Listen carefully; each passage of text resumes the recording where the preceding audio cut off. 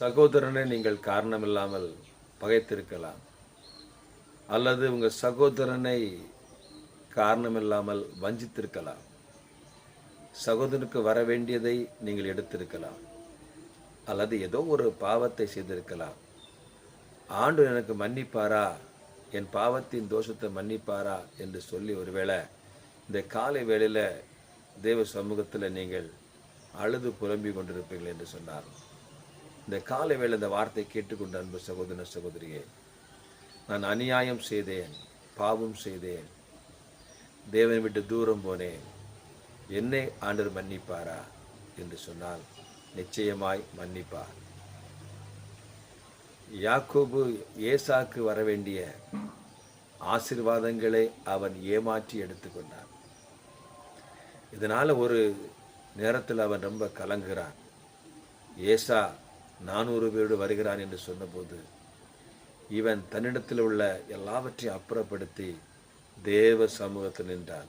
வேதத்தில் வாசிக்கும் பொழுது ஆதியாகமம் 32ஆம் அதிகாரம் 24 வசனம், யாக்கோபு பிந்தி தனித்திருந்தான் என்று சொல்லி பார்க்கிறோம். தன் மனைவி, தன் பிள்ளைகள் எல்லாவற்றையும் அப்புறப்படுத்தி வைத்துவிட்டு தனியாக ஆற்றங்கரையில் போய் ஆண்டவர் சமூகத்தில் தனித்திருந்தான். அப்பொழுது தேவனோடு முறையிட்டான். அவர் உன் பெயர் என்ன என்று கேட்டார். அதற்கு யாக்கோபு. யாக்கோபு என்றால் எத்தன். இனி உன் பேர் யாக்கோபு அல்ல, எத்தன் அல்ல, ஏமாற்றுக்காரன் அல்ல, பாவி அல்ல, உன் பேர் இஸ்ரவேல். இஸ்ரவேல் ஆசீர்வதிப்பதே கர்த்தருக்கு பிரியம். கலங்கி கொண்டது வார்த்தை கேட்டுக்கொண்ட அன்பு சகோதர சகோதரியே, ஆண்டவர் இன்று முதல் உன்னை இஸ்ரவேலாய் மாற்றுகிறார். ஒருவேளை யாக்கோபாய் இருக்கிறேன், நான் எத்தனாய் இருந்தேன், ஏமாற்றுக்காரனாக இருந்தேன், எப்போது எனக்கு மனசு வலிச்சிட்டு இருக்குது என்று சொல்லி கலங்கி கொண்டிருக்கீங்களா?